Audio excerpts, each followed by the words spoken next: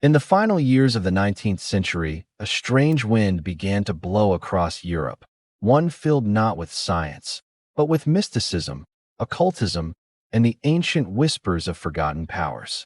By the early 20th century, these dark ideas had taken root inside secret societies, hidden libraries, and private circles of thinkers who believed that the modern world was built upon an ancient, supernatural past. From this world of shadows emerged a man who would go on to become one of history's most feared figures, Adolf Hitler. Yet behind the armies, behind the tanks and aircraft, behind the speeches that rallied millions, there was another side of Hitler's vision, a side almost unknown to most people, a side filled with mysticism, astrology, ancient runes, lost civilizations, supernatural rituals, and a desperate obsession with finding powers beyond the physical world. This is the story of Hitler's secret quest for the occult, his search for relics believed to possess supernatural powers, the experiments conducted by his most loyal followers, the secret organizations that operated behind the Nazi war machine. What you are about to hear is not simply history. It is a journey into the dark heart of World War II. A part of the war that still remains shrouded in mystery, speculation, conspiracy, and classified documents. Tonight, we open the hidden pages. Tonight, we uncover the forbidden knowledge. Tonight, we tell the true story of Hitler's occult secrets and supernatural experiments. To understand why Hitler believed in the supernatural, we must travel back to his childhood.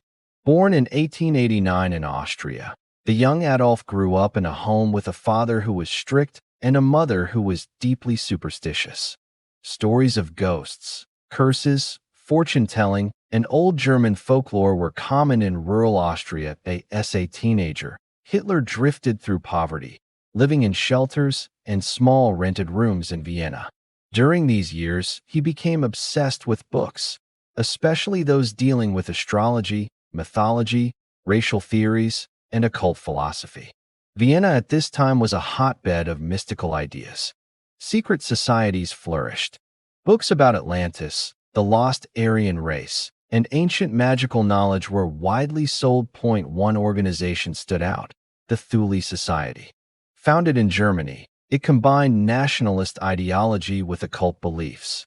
They believed in an ancestral Aryan master race, ancient gods, and hidden powers lying dormant in the human spirit. The Thule Society preached that the Aryan race had mystical origins and possessed supernatural abilities. Hitler absorbed these ideas, not scientifically, but spiritually. He believed destiny had chosen him, that he believed he was guided by a supernatural force, that he believed he had a mission connected to ancient Aryan powers. This dangerous mixture, politics, racism, and supernatural belief, would eventually fuel the rise of the Nazi movement. The Thule Society is one of the central pillars of Hitler's occult world. It started as a secret brotherhood in Munich. The members believed in ancient Germanic gods, runic magic, spiritual transformation, and the idea that certain bloodlines carried mystical energy. The Thule Society used symbols that later became central to Nazi imagery: the swastika, Nordic runes, and the Black Sun. They sought to rediscover the ancient lost homeland of the Aryans, known in some legends as Hyperborea. This society didn't just influence Hitler. It helped fund the early Nazi party. It created propaganda that mixed mysticism with politics. Several early Nazi leaders, including Rudolf Hess and Heinrich Himmler, were directly connected with the Thule Society. Hitler may not have been an official member, but he was surrounded by men who believed that occult forces would guide Germany to rise again. They believed that ancient powers could be harnessed through ritual, symbol, and blood purity. This was not just a political movement. It was a spiritual war. In a secluded castle in Wilsberg, far from the battlefield, Heinrich Himmler, Hitler's most loyal follower, created the spiritual heart of the SS. The castle was redesigned according to mystical geometry. At the center of the main hall, Himmler built a large, circular mosaic. A symbol later known as the Black Sun. The Black Sun is made of 12 dark rays spinning around a central point. To the SS, it represented an infinite source of occult power. Some believed it was connected to ancient Aryan gods. Others believed it symbolized an energy radiating from the center of the earth. Himmler used the castle for rituals that he held ceremonies for SS officers. He studied runes and magic. He tried to create an elite order of warrior priests guided by supernatural power. Inside Wilsberg Castle, Himmler kept secret libraries filled with books on astrology, witchcraft, Norse legends, and Eastern mysticism.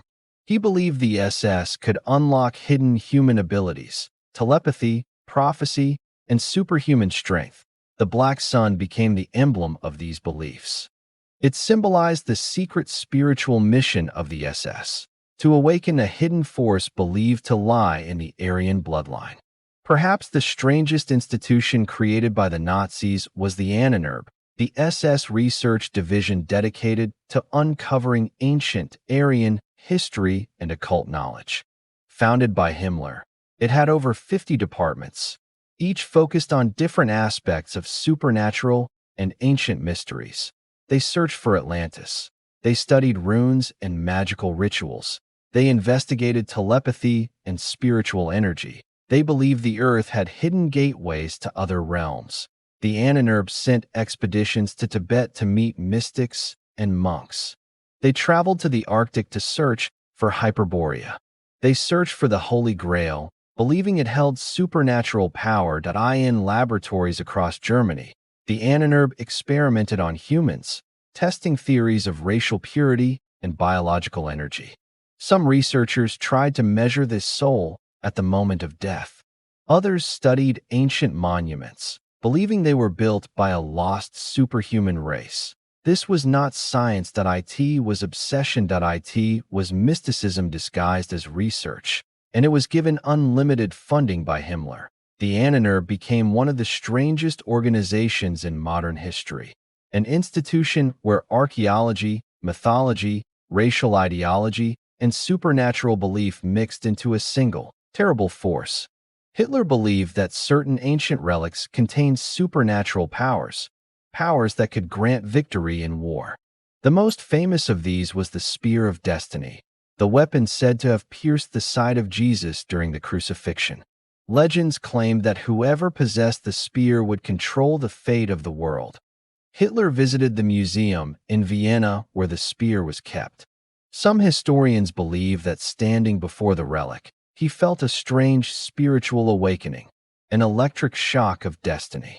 Whether myth or truth, Hitler seized the spear as soon as he annexed Austria. Another relic the Nazis searched for was the Holy Grail, believed to be the cup used at the Last Supper. Himmler sent researchers to monasteries, castles, and underground caves across Europe. He believed the Grail was not a Christian object, but an ancient Aryan symbol of divine power. The Nazis also searched for the Ark of the Covenant, the tablets of destiny from Babylonian mythology, the lost city of Atlantis. Ancient swords believed to hold magical strength. These quests were not fictional. Nazi documents and eyewitness accounts reveal that entire divisions of the SS were involved in these searches. Hitler and Himmler. Victory in war required more than armies. It required the supernatural. The Nazis believed that ancient Aryans were physically and spiritually superior.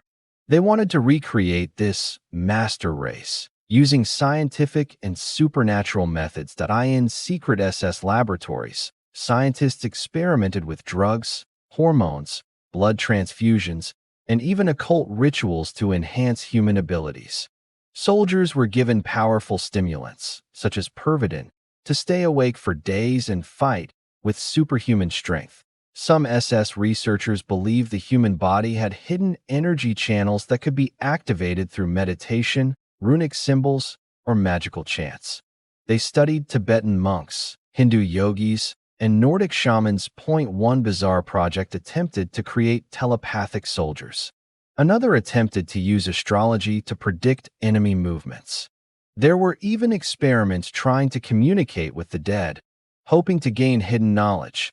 These were not isolated ideas. They were core beliefs of the Nazi elite. The Nazi dream was not simply world domination. It was the creation of a spiritually awakened, superhuman race. Among the most controversial topics connected to Nazi occultism is the legend of Die Glock, the bell. This top-secret device, rumored to be a strange, bell-shaped object, was said to generate anti-gravity effects. Some eyewitnesses claimed it glowed with a blue light during experiments. The project was overseen by SS scientists in a remote facility. After the war, the device disappeared completely. Some believe it was transported to South America. Others believe it was taken by the Allies during Operation Paperclip.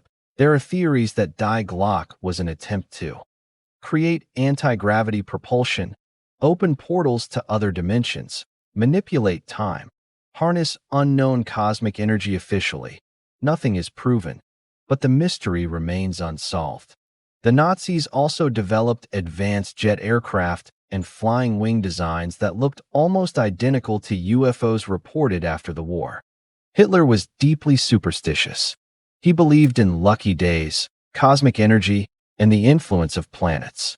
Several astrologers secretly advised the Nazi leadership.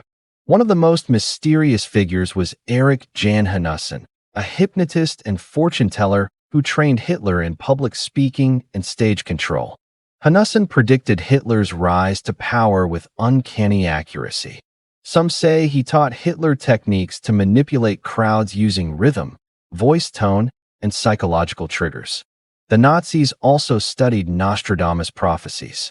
They created propaganda claiming Nostradamus predicted German victory. Himmler believed that ancient runes, such as the Sig rune and the Black Sun, contain magical energy. He designed the SS uniform with runic symbols, believing these symbols gave strength and spiritual protection. For many Nazi leaders, astrology wasn't entertainment. It was strategic guidance. Inside Wilsberg Castle, SS officers participated in secret rituals inspired by ancient Germanic paganism. Ceremonial fires were lit. Runes were engraved on swords. Oaths were sworn to mystical forces. Some rituals involved blood symbolism and spiritual purification. Others attempted to contact ancestral spirits. These ceremonies were designed to transform SS officers into warrior priests, loyal not only politically, but spiritually. There are also accounts that certain SS units practiced dark rituals in occupied territories. Villagers reported strange fires and chanting in forests at night. Whether exaggerated or not, one truth remains. The leadership of the Nazis believed they were engaged in a sacred war, a cosmic battle between races and forces of destiny. As the war turned against Germany, Nazi leaders became even more desperate. Hitler isolated himself, relying on astrologers, prophecies, and visions. Himmler tried to negotiate using mystical justification. The Ahnenerbe destroyed countless documents as Allied forces approached. Wilsberg Castle was partially blown up to hide evidence of rituals and research. When Germany fell, Allied investigators discovered thousands of occult books, relics, symbols, and mysterious devices. The full truth was never revealed. Many documents were classified. Scientists from Nazi occult projects were recruited into US and Soviet programs. The supernatural dreams of the Nazi regime collapsed, but their secrets didn't vanish. They were absorbed into new institutions, new experiments, and new mysteries. Today, long after the war, the occult side of the Nazi regime remains one of the most disturbing and fascinating subjects in history. It challenges our understanding of how a modern nation could embrace mythology, mysticism, and supernatural beliefs. The story of Hitler's occult obsession is not just a historical curiosity. It is a warning, a reminder that when political power mixes with supernatural ideology, when myth becomes policy and belief becomes weapon, the result can reshape the world with unimaginable consequences. The Nazi regime was built not only on violence, but on visions of a mystical destiny. And although the war is long over, many of its darkest secrets still lie buried, in ruins, in archives, and in the shadows of history. This has been the story of Hitler's occult secrets, a journey into the hidden heart of darkness, a reminder that some mysteries of the past continue to haunt the present.